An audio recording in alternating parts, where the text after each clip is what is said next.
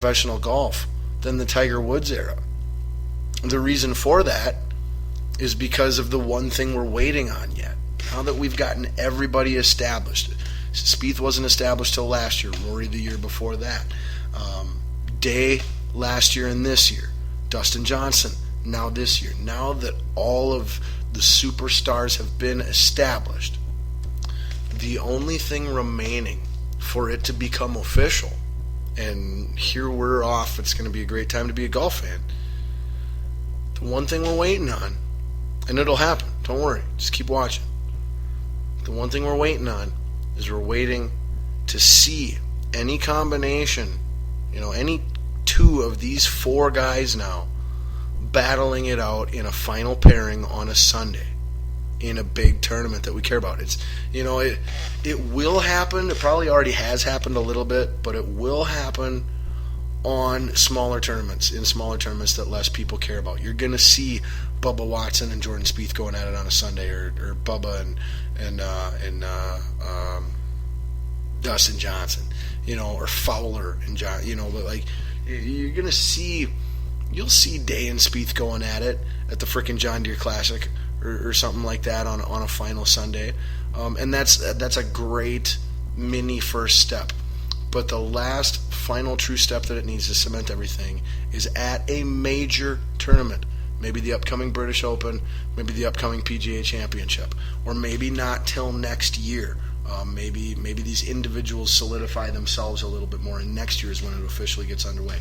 But to have Rory versus Jason Day on a Sunday, just playing their minds off in the British Open or in the Masters, in some kind of major where the golf world and casual sports fan world is all watching, to get to showcase two or more of this next generation's elite superstar golfers battling it out head to head in some sort of competition that people will remember for a long time. That's what we need, is a memorable finish to a tournament involving at least two of these guys playing together.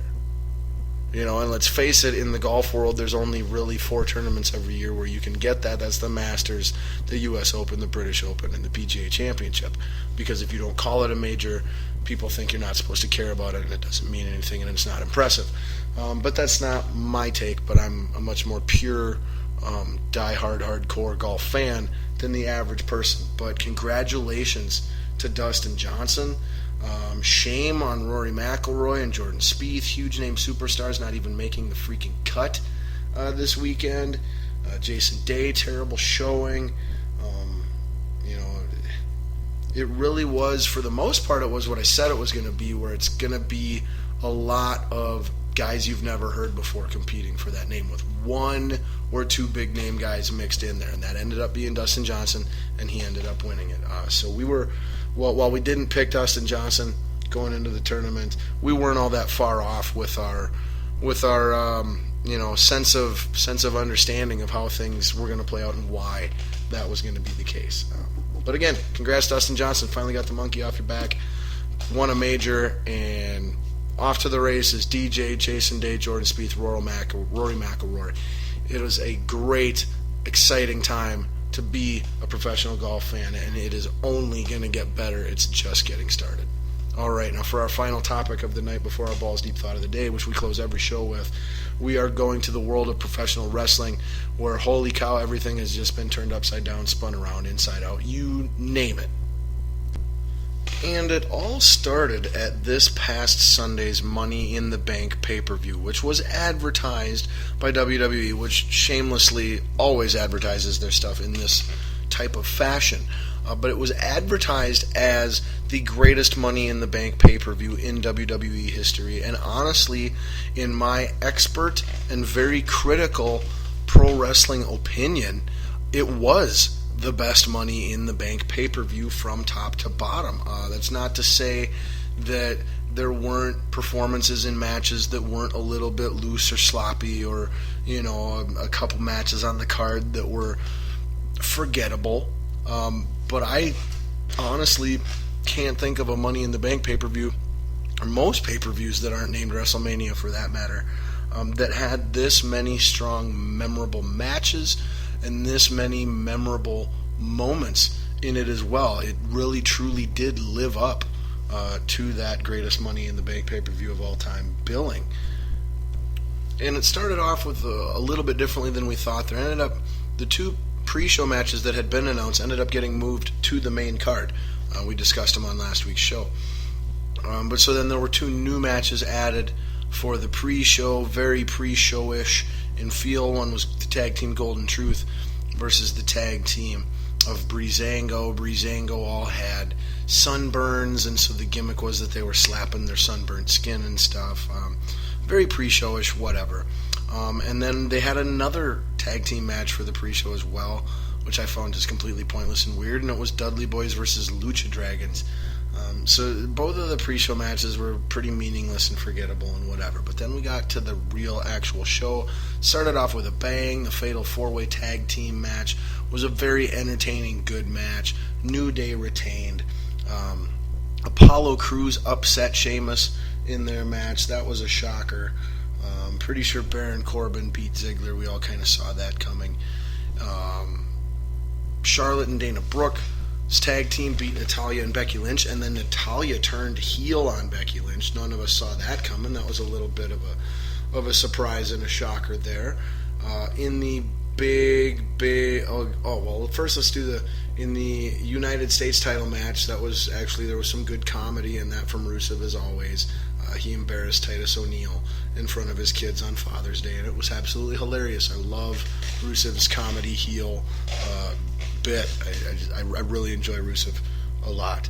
But then we had the big dream match between AJ Styles and John Cena, where the Bullet Club, Gallows and Anderson were banned from ringside, but of course the ref got knocked out, so they came out and interfered, and then the ref got up and counted the victory for AJ Styles. So it was a little bit of a surprise that AJ did get the victory over Cena, but not a surprise that they went through all that, mumbo jumbo about them being there or not being there and signing the contract that bans them, and then somehow if the ref doesn't see it, then the ban is lifted, or it just little bit.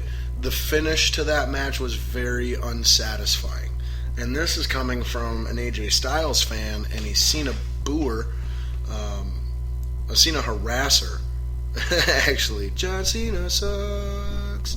John Cena sucks. We scream that in my house every time he comes out. It's fantastic. We sing at the top of our lungs and we dance around and we mock Mr. Cena, and it's just really an enjoyable treat for me and my children. But so the fact that AJ won, and I'm an AJ fan, and I don't like Cena, but it's still like I was left not satisfied at all. And I know Cena fans were left unsatisfied. Yes, there are still lots of Cena fans out there. It was just, I had a feeling that they were going to prolong this rivalry and make it a dream match for SummerSlam yet as well, possibly. But I didn't think they were just going to go that obviously cheesy throwaway, because it really was a great match up until the finish. But the finish was unsatisfactory, no matter who you cheer for, what kind of fan you are. But it was still a great match. Then in the Money in the Bank ladder match, of course, Dean Ambrose won. We pretty much knew he was going to win. The writing was on the wall. It was too obvious, and how did they not go with it? And so, yes, Dean Ambrose won the Money in the Bank ladder match, becoming Mr. Money in the Bank and having that briefcase for a championship match at any time of his choosing. So then the night closed with the one-on-one match of Roman Reigns versus Seth Rollins for the title, and in absolute shocking fashion, Seth Rollins defeated Roman Reigns cleanly to become your new WWE World Heavyweight Champion for about 3 minutes, and then Dean Ambrose came out with his briefcase, cashed in on Dean, beat him, and became and is now currently the WWE World Heavyweight Champion. That's right, Dean Ambrose walked out of Money in the Bank the WWE World Heavyweight Champion, and at some point in time in the last hour of the show, all three members of the Shield were WWE Champion at one point in time.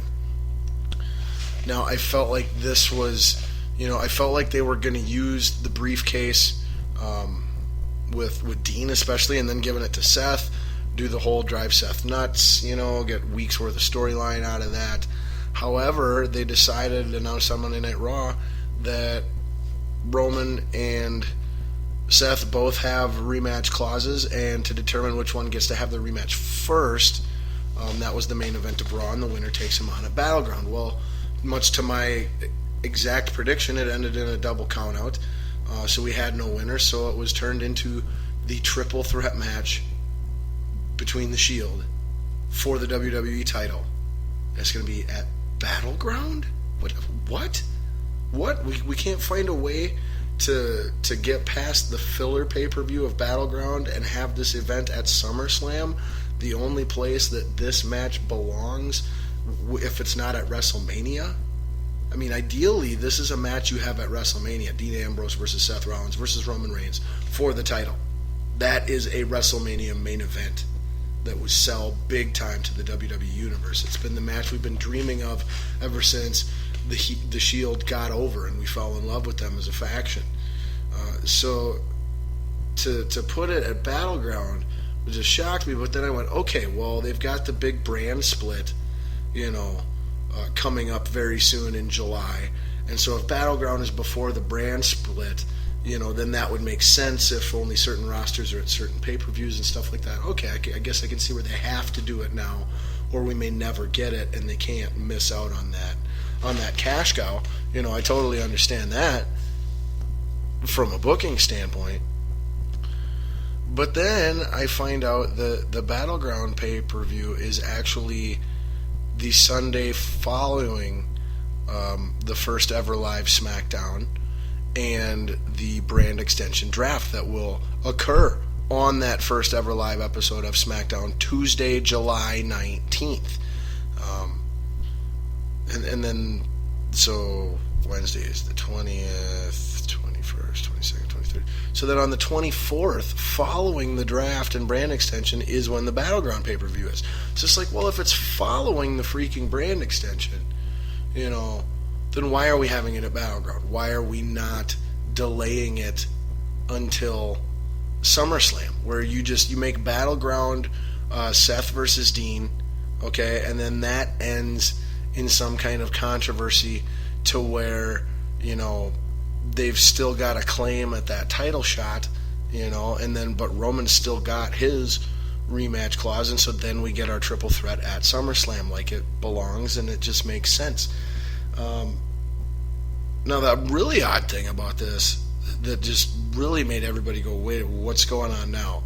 What's real, what's not real, is on Tuesday, this Tuesday, just a couple days ago, maybe it was yesterday, maybe it was Wednesday. Well, no, that would have been today as I was recording. So yes, Tuesday, just immediately, like 24 hours following Monday Night Raw, the Monday Night Raw where, Roman Reigns was not champion for the first time since WrestleMania. On Tuesday, they announced that WWE superstar Joe Anoa'i, better known as Roman Reigns, is currently suspended for 30 days for his first violation of the WWE company wellness policy. Now, what the heck that means is as good as anybody's guess. It could mean that he failed a drug or steroid test of some kind, although I highly doubt that. The WWE really doesn't have any problems with its guys juicing. They just have problems with its guys publicly juicing or getting caught juicing. But they don't. I don't see that, but that is a possibility. What I think is more a possibility, because I could just, in his face at the Money in the Bank pay-per-view, and in his face and body language as well, throughout all of Monday Night Raw, Roman Reigns just seemed like a shell of himself, and it didn't seem like it was intentional character related. It seemed like dude is really having a mental breakdown and is really depressed and torn up inside and having a tough time going through dealing with what he's going with his career right now. Constantly barraged with "you can't wrestle" chants, which is, that's crossing a line as a wrestling fan when you drop that chant on a wrestler. There are plenty of other ways to express your not cheering for this person.